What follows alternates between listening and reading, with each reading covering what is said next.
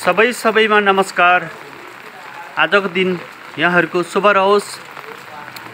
विभिन्न समाचार माध्यमहरूले आरी घोप्टे वर्षा भने पनि अहिले काठमाडौँमा चाल्नो घोप्टे वर्षा सुरु भएको छ। चाल्नो घोप्टे यहाँहरूलाई थाहा छ होला। चाल्नो धेरैजनालाई थाहा छ।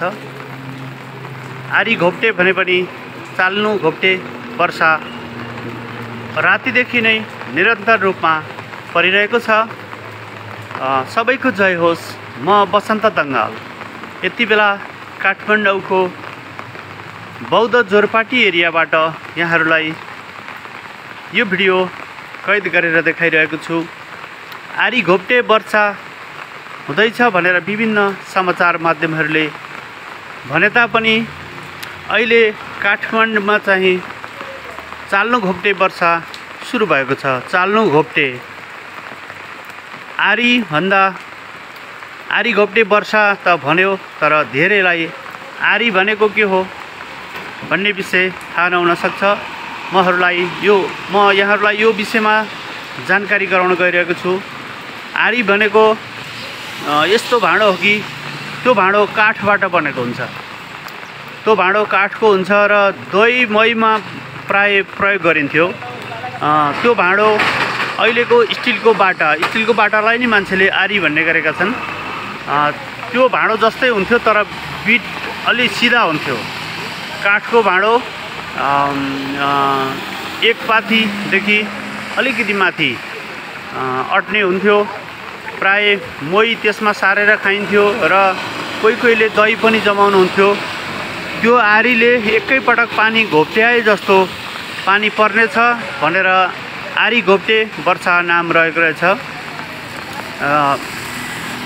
अहिले आरी घोप्टे त होइन, चाल्नो घोप्टे वर्षा काठमाडौँको लामापमबाट यो देखिरहेको जोरपाटीको दृश्य हो।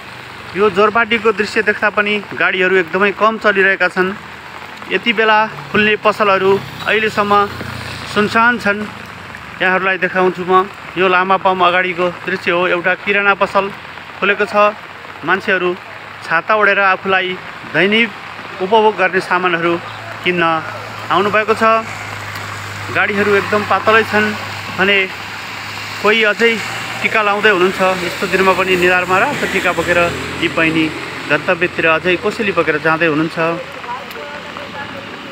दसैँमा टिका लाउन जानुहुन्छ भनेर यहाँ यी ठेलामा फलफुलहरू राखे तापनि यो प्लास्टिक खोल्नलाई पानीले गर्दा नसकेर यी भाइहरू फलफुल व्यापारी लाइन बस्नुभएको छ। ओत लाग्नुभएको छ। नभई नहुने मेडिकल बिहानदेखि हाम्रो इटिङ मेडिकल सेन्टर बिहानदेखि खोल्नु भएको छ। सेवामा समर्पित हुनुहुँदो रहेछ उहाँ सर। पक्कै पनि अहिले आरी घोप्टे भने तापनि चाल्नो घोप्टे वर्षा काठमाडौँमा चाल्नो घोप्टे वर्षा भइरहेको छ। हजुरहरूकोतिर कुन वर्षा भइरहेको छ यहाँहरूले पनि यही भिडियोको तल भिडियो हेरेर कमेन्ट गरिदिनु होला। कमेन्ट गर्नुभयो भने मेरो भिडियो हेर्नुभएछ भनेर बुझ्नेछु। म बसन्त दङ्गाल। धेरैजनाले त चिन्नु पनि हुन्छ होला। सबैमा नमस्कार। यति बेला म काठमाडौँको लामापम आसपास जोरपाटी नारायणटार एरियामा छु। अहिले यो एरियामा चाल्नो घोप्टे वर्षा भइरहेको छ। आरी घोप्टे वर्षा सायद हुन्छ होला। दसैँको माहौल छ। आज दसैँको टिकाको तेस्रो दिन। धेरैजना गन्तव्यमा जान तयार हुनुहुन्छ होला। टिका भनेको अर्को वर्ष लाउँला। हाम्रो शरीर बाँचिरह्यो भने कतै दुर्घटनाको शिकार हुनु नपरोस्। आत्मादेखि नै यहाँहरूलाई जानकारी गराउन चाहे। किनभने ठुला बडाको हातको आशीर्वाद दिन यहाँहरू दौडमा हुनुहुन्छ। जुन ठाउँमा हुनुहुन्छ त्यही ठाउँमा हजुरहरू बस्नुहोला। 1-2 दिन बसेर केही हुँदैन। किनकि यो पानीले साँच्चै पनि विध्वंस मचाउने छ। कतै पनि दुर्घटना भएको समाचार सुन्नु नपरोस् भनी भगवान पशुपतिनाथसँग म कामना गर्दछु। काठमाडौँमा चाल्नु घोप्टे वर्षा भएको छ, अन्त कतै आरी घोप्टे वर्षा भएको छ कि मलाई कमेन्टमा जानकारी गराउनुहोला। त्यो कमेन्ट अरू साथीहरूले नै हेर्नुहुनेछ। सुनसान छ काठमाडौँ सुनसान छ। दसैँमा त यसै पनि सुनसान हुन्थ्यो, धेरै मान्छेहरू गाउँघर सम्झेर जानुहुन्थ्यो, जानुभएको छ। यही बेलामा दसैँको बेला यस्तो पानी पर्यो, धेरैको बिजोग भएको छ। कति दुर्घटनाका समाचारहरू हामीले सुनिसकेका छौँ। अब योभन्दा बढी सुन्नु नपरोस्। वर्षा एकदम निरन्तर भइरहेको छ, अझै रोकिने सम्भावना देखिँदैन। यो पानी नरोकिएसम्म आफ्नो गन्तव्यबाट कतै पनि नजानुहोला। यहाँहरूलाई सुरक्षित रहनको लागि विभिन्न मिडियाहरूले पनि जानकारी गराउनु भएको छ। पानी यस्तो पानी पर्छ, उस्तो पानी पर्छ भनेर म पनि जानकारी गराउँछु। पानी ठुलो परिरहेको छ, अहिले पानी ठुलै छ।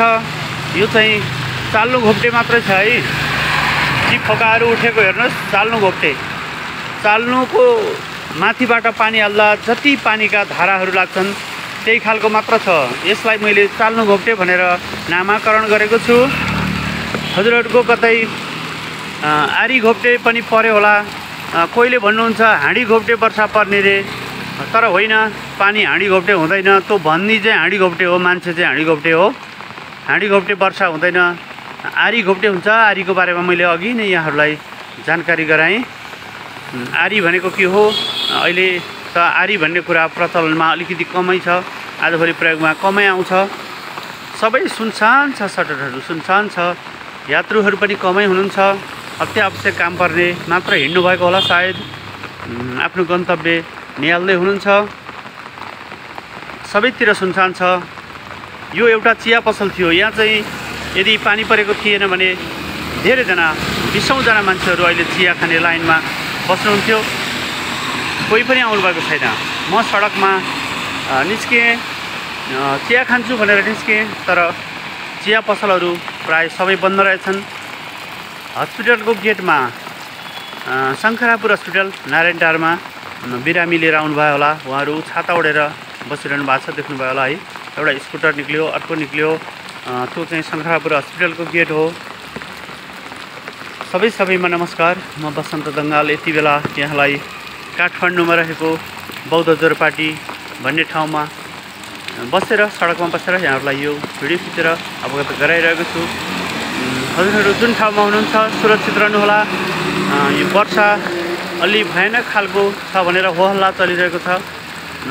पानी नरोकिएसम्म कतै ननिस्किनु होला। सुरक्षित रहनुहोला, सुरक्षित रहनुहोला। सुरक्षित भयो भने भोलि गरी खान पाइनेछ, रमाउन पाइनेछ। यदि कुनै चपेटामा परेर दुर्घटना भयो भने हाम्रो जिन्दगी रहने छैन। हामी सुरक्षित भयौँ भने अर्को दसैँमा टिका थापौँला, अर्को वर्ष यताउति हिँडुल गरौँला, बुढापाकाहरूको आशीर्वाद ल्याउँला भन्दै म यहाँबाट बिदा हुन चाहन्छु। हजुरहरूकोतिर कस्तो वर्षा भइरहेको छ? यहाँ चाहिँ चाल्नु घोप्टे वर्षा भइरहेको छ। यो नयाँ नाम दिएँ मैले है। चाल्नुबाट पानीका धारा, माथिबाट पानी हाल्दा जति धारा लाग्छ त्यति नै वर्षालाई मैले चाल्नु घोप्टे वर्षा भनेर नामकरण गरेको छु। हजुरहरूकोतिर कस्तो वर्षा छ यो म अहिले पोस्ट गर्नेछु। पोस्टको तल हजुरहरूले चाहिँ कमेन्ट गर्न अवश्य नभुल्नुहोला भन्दै अहिले यहाँहरूबाट म बसन्त दङ्गाल बिदा माग्न चाहन्छु। हस्त नमस्ते। यहाँहरूको दिन शुभ बितोस्।